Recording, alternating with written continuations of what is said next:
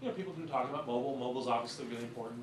People have been talking about the gamification of all software, which is also really important because it creates, it usually is, like for example, if you have it designed more like a game, it can, the person just starts doing it. And it's supposed to, oh, I have to learn it, I have to sit there for hours, I can get engaged in a pattern, the same pattern by which people start with the game really simple, it gets more complicated with levels.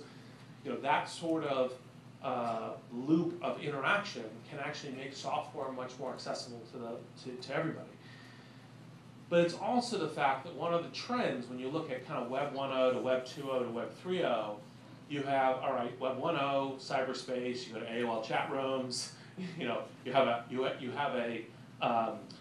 a handle, not your real name, not your real relationships. Web 2.0 was all about you participate with your real identity. That's still going. Part of the thesis that I wanted people to pay attention to is a Web 3.0 is now you have everyone's activity and presence creating a data stream, both explicit, I enter profile information, implicit, I checked in here, or I did something which gives implicit, and analytic, like for example, across the data set, generating other data. And those data streams will create a whole new implementation layer, I think, of interesting applications. Now, whether or not that's what any of you are going to do this weekend, I'm curious, but don't know. So, to think a little bit about the three areas. So, education is the most natural one whereby people think of software because they think of, for example, adaptive learning systems where you basically can say, I can essentially use the software to learn off millions of people to know which concepts to teach in which area and how to run that cycle. You can create it into a game in terms of competitions or levels or race conditions within a group of people. But education is not the only one. I mean, look, healthcare, part of kind of a motion that we've seen a lot of in Silicon Valley is this whole quantified self, which is you can put sensors in the phone, so you can have the activities, like how much did I walk?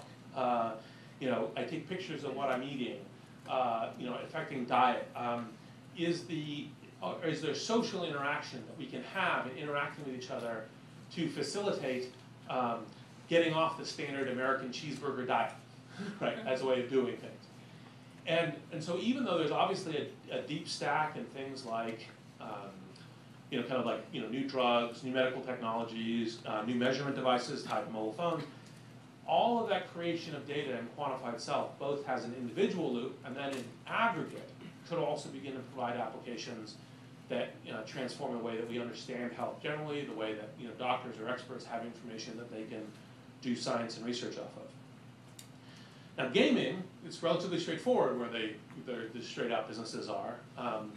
One of the things that's kind of interesting when you're looking at as an entrepreneur at opportunities is you say, well, what really is potential to get really big off this market, and what's the tool set, what's available. So when the F8 platform launched in Facebook, I said, oh, this is actually primarily a game dynamics platform, and all of the apps that will really work are ones that are essentially due to gaming. And so when Mark Pincus and I were talking about this, he said, oh, I'm doing this poker thing. I was like, yes, are you going to build that into a game network? He says, yeah, of course that's my plan. Because you should always, by the way, as entrepreneurs, always think big. Because thinking small is the same amount of work and pain and less useful. Right. So, and actually part of the thing with that Steve's remarks is one of the things I think that we have as a culture in the US, which is typified here in Silicon Valley, but is important for all of us, is how much an individual can do with sufficient ideas, sufficient motivation, with the help of technology, a help network around them. Your ability to do things is really, really important. And so in gaming, while Zynga's gotten to a certain size and everything else, I think there's tons of interesting opportunities within games. And I think we're just beginning to see what having hundreds of millions of people all in a network, some with real time and some with location and some kind of asynchronous, what kinds of experiences come out of that.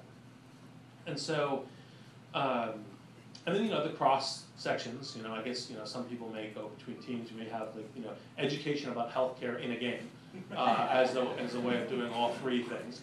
That's what I'm doing. Yes, exactly. So anyway, with that, the focus on entrepreneurship is actually building and doing things.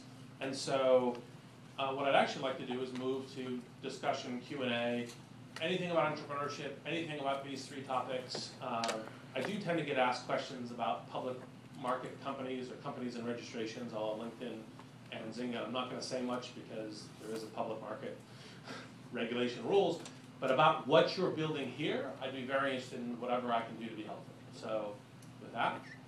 Hi, my name's Owen. I'm Italy. We're trying to organise the